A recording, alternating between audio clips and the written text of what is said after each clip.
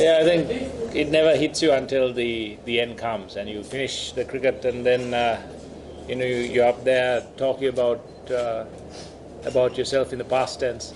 Um, but the game itself, preparation was, as always, was the same. The focus and putting the fact that it's my last test behind me.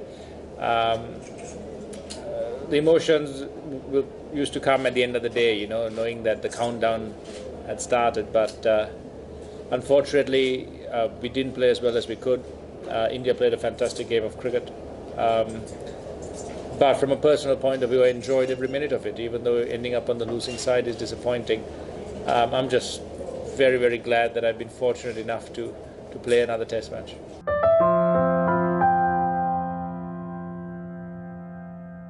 I think that's in no danger at all. I think the younger generation take their cricket very seriously. They take their commitment to it very seriously. And I know when you're in the dressing room, when you lose, you see the disappointment and the hurt. And without a doubt, that will drive them on to do much better. It'll take them some time to find their feet. It's a very young team. But the way they're going about their preparation, their work ethic, their commitment, no one can fault them for that. And the harder they work, the better they'll become for it. And I'm sure you'll see them taking Sri Lanka cricket farther and higher in the future.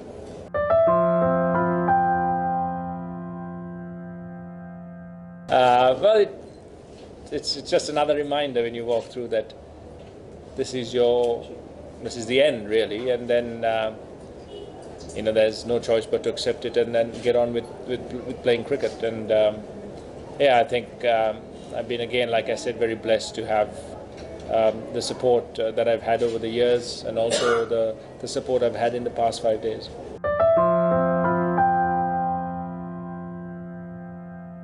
It is certainly the most memorable, especially the announcement. But it is, your last test you always remember for various reasons.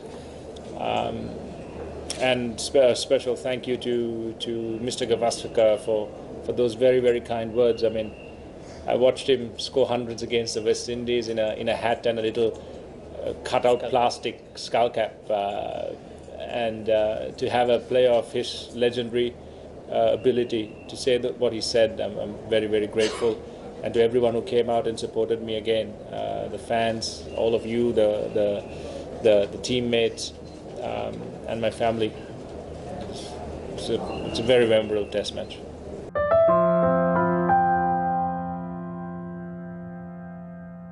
I think I just couldn't see the ball that Ashwin bowled me about 4 times in a row. Every other ball I saw pretty well. But yeah, that's the way it goes. You can't always score runs. That's always going to be the case in your career, and everyone wants to sign off on a high. But unfortunately, I couldn't score a 50 or 100 or do it in that sense. But no, the focus, as always, is very clear when I go out to bat. It's about scoring runs and trying to take the team forward. Unfortunately, my contribution wasn't enough in this game.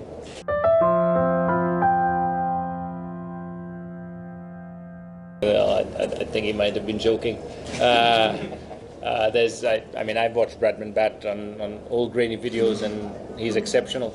You take any of those great cricketers from any era and you put them here with the modern techniques, the modern training methods, and he might have averaged much more. But there'll always be comparisons. But I'm pretty secure in just being Kumar and having played the game and achieved what I have in the game.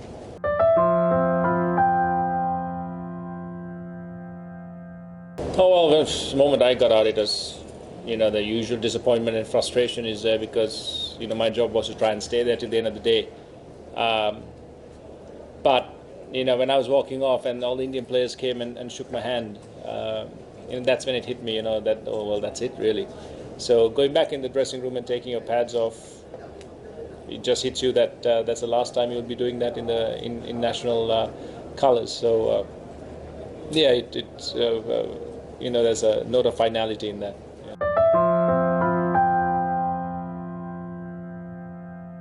About plans going down the wicket, trying to sweep, but you know that those are at times plans where you have to execute properly in the first innings to try and get ahead of the game.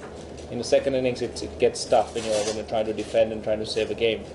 But he has the weapons in his armory to counter attack. When someone starts sweeping, you'll see him bowl a bit quicker and a bit fuller, straighter at the stumps.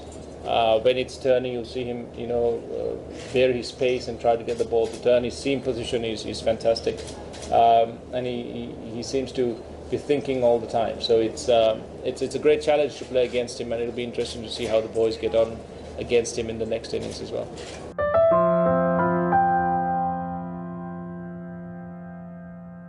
Well, it's really about concentration.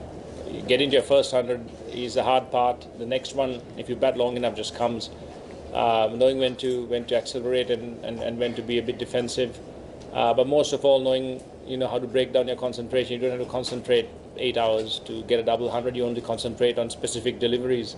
So that's a very short time, and to be able to take your mind off the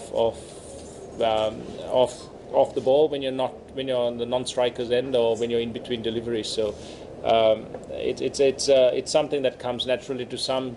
Others learn, and it's just a case of managing that.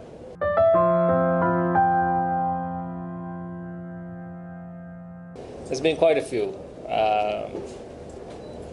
but I think today is always going to be special because this is the first time that I had my wife, my children, my parents, and my siblings all together in one place watching me play, and that's again that is always going to be the most memorable part of my game, not the on-field part, but being able to go home to my wife and kids, to spend time with my family.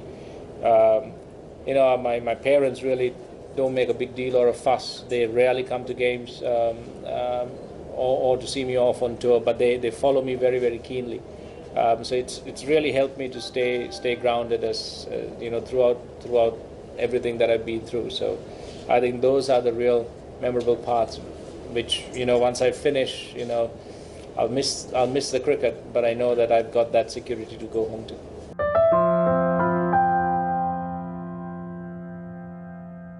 In family, I forgot to mention my wife and my children by name. It was,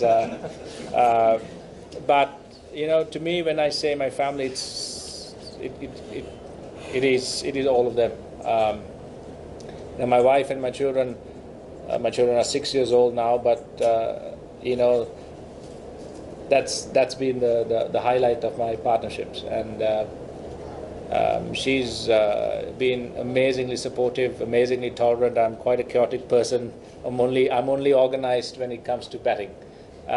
Anything away from that, as Andrew would have seen when he came home a couple of times, that it's not easy for her to get me organized, get my appointments on time, keep me on track. But she's done the most amazing job, and having her and then her gifting me two amazing children. Again, like I said, there's so much I'm blessed with and I'm thankful for. And Yahali and my children, it's been the best partnership of my life, and I hope that she tolerates me for a few years longer.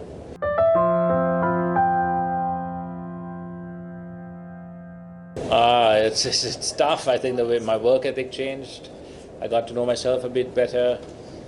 And I just found out a way that really worked. It doesn't work the same way for everyone, but for me it was just a case of working, changing, and trying to find a formula that worked. And I was lucky that more often than not what I tried worked. So I wish there was a secret there, but I knew exactly what it was, but at times you just don't know what's working. And you don't look a gift horse in the mouth when it's working. You just run with it and only change when you hit a stumbling block and you know that it's time to try something new.